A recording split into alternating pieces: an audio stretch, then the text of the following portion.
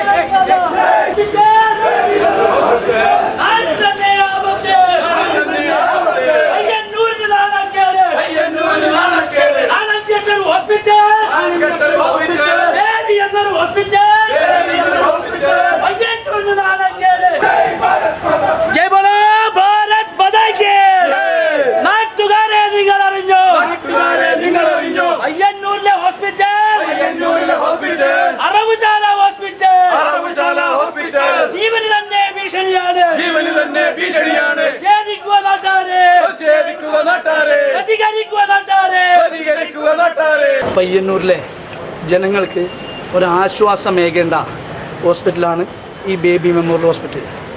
ഇന്ന് കഴിഞ്ഞ ദിവസം നമ്മുടെ പരിസര പ്രദേശമായ എരമത്തുള്ളൊരു കുട്ടിയുടെ ജീവൻ തന്നെ ഭീഷണിയായ രീതിയിൽ ഇവരുടെ ചികിത്സാ പിഴവ് മൂലം ഒരു കുട്ടിയുടെ ജീവൻ പോവുക എന്നുള്ളത് വളരെയേറെ വേദനയാണ്.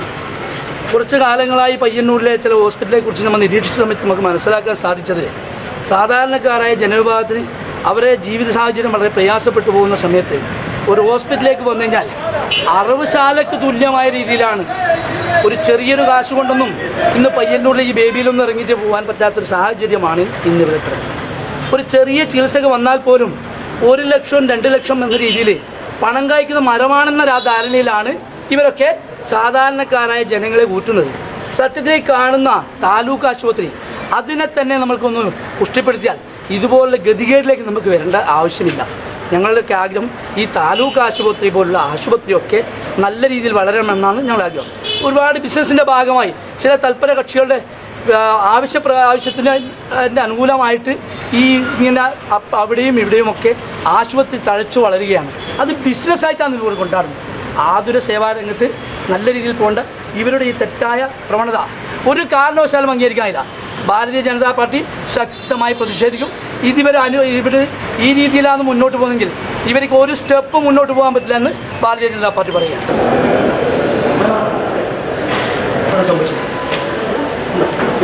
ഇല്ല, കുട്ടിക്കൊന്നും സംഭവിച്ചിട്ടില്ല.